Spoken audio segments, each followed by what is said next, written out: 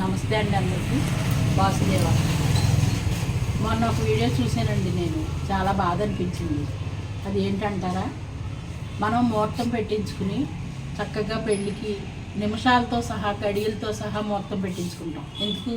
అంతా సంతోషంగా ఉండాలి, కలకాలం దంపతులు చల్లగా ఉండాలి, వాళ్ళ జీవితాన్ని చక్కగా సాఫీగా సాగాలి, పిల్లా పాపలతో ఉండాలి అని దీవిస్తూ ఉంటారు. ఆ దీవించే వాళ్ళని ఏమంటారు? పంతులు గారు వచ్చినప్పుడు జీలకర్ర బెల్లం కాడించి అన్నీ ముహూర్తం టైంలోనే చేసుకుంటారు. అంతా మంచి జరగాలని పెద్దలను పిలుస్తారు, తాంబూలాలు ఇస్తారు. ఇలాంటివన్నీ మనం ఏం సుఖం పొందుతామండి అప్పుడు ఆ టైంలో? సుఖం కాదు కదా, కష్టం కదా.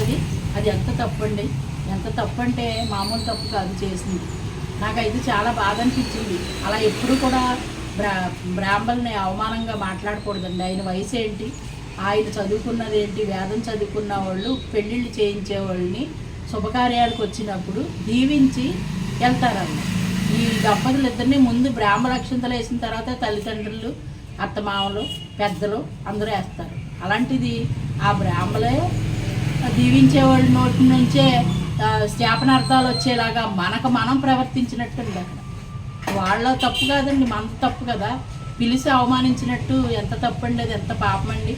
ఆ పందిట్లో పచ్చని పందిట్లోనూ పచ్చని పసుపు పూసిన అక్షంతలు వేసుకుని దీవించవలసిన చేతులతోటి చెప్పించేసినట్టు మాట్లాడతారు. వాళ్ళు మనసులో అంత బాధ ఉంటుంది, పైకి అనకపోయినా లోపల బాధ ఉంటుంది.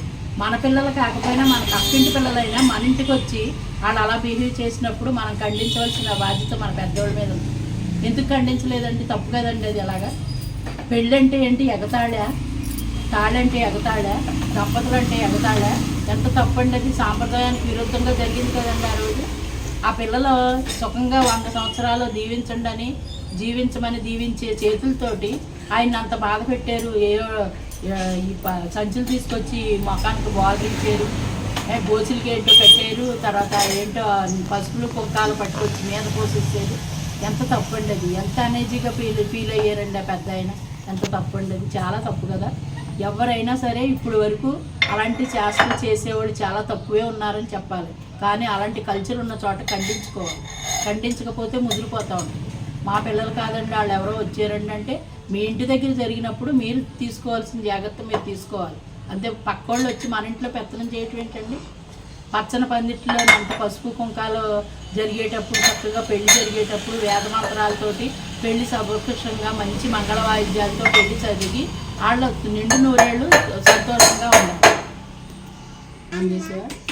ఇలాంటివి మళ్ళీ రిపీట్ అవ్వకూడదని కోరుకుంటున్నానండి. చాలా బాధ అనిపించి మీ అందరి ముందు పెట్టాను. నా ఆవేదన పెట్టాను. వీడియో అందరూ చూస్తుంటారు, కానీ చాలా తప్పు కదండి. ఎప్పుడు ఇంకెవరిళ్లలోనూ మాతో సహా మా చుట్టుపక్కలతో సహా ఖండించడం అలవాటు చేయండి. అటువంటివి జరగకుండా చూసుకుందాం అని చెప్పుకుంటూ సెలవు తీసుకుంటాం.